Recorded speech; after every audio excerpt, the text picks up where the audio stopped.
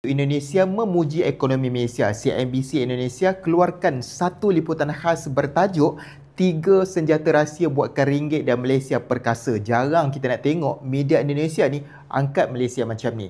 Jom kita tengok apa dia 3 senjata utama yang mereka highlightkan.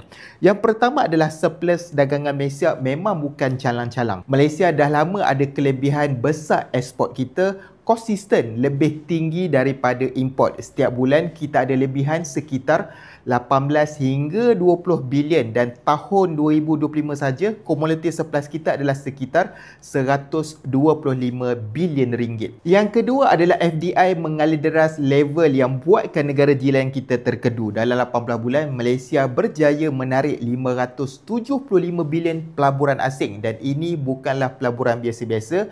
Ini adalah kategori high tech dan high skill. Contoh paling besar adalah Nvidia dan juga Microsoft. Ketiga, produktiviti tenaga kerja nombor 1 di Asia Tenggara. Dalam graf CNBC Indonesia, Malaysia berada di tangga yang pertama malah lebih tinggi daripada China. Jadi apa pendapat anda?